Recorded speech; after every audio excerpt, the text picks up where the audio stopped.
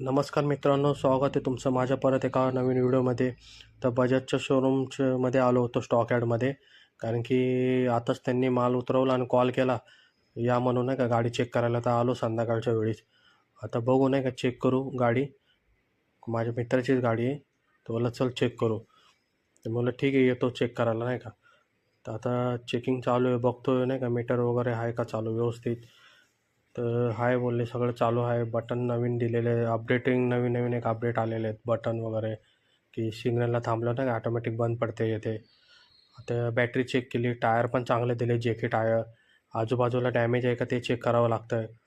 आणि मग आजूबाजूला चेक केलं सगळं, की बाबा कुठं डॅमेज आहे की नाही का. कारण की डॅमेज आपल्याला फक्त चेक करायचे. इलेक्ट्रिक जर प्रॉब्लेम असला आतून तर ते लोक करून देतात, त्याचं काय आपण बघू शकत नाही, कारण की गाडी वॉरंटीमध्ये असते.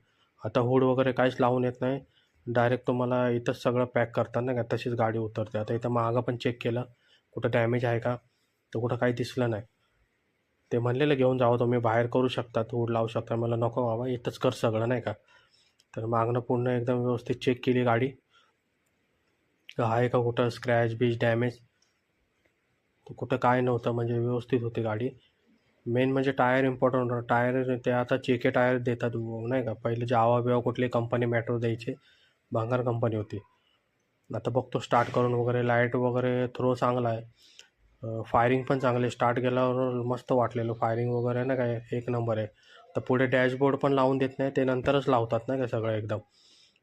तर म्हटलं त्याला व्यवस्थित फिटिंग करून दे बाबा नाही काय, हुड बीड व्यवस्थित टाईट करून दे सगळी. परत एकदा ऑटो रिक्षा बघून घेतली.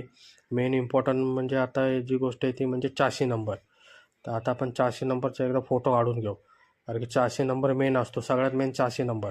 त्याचा एकदा फोटो काढून घेतला आणि ही फायनल केली गाडी आपली. म्हणजे माझ्या मित्राची गाडी आहे. आता ही फायनल केली, आता बघू काय ते पेमेंट विमेंटचं.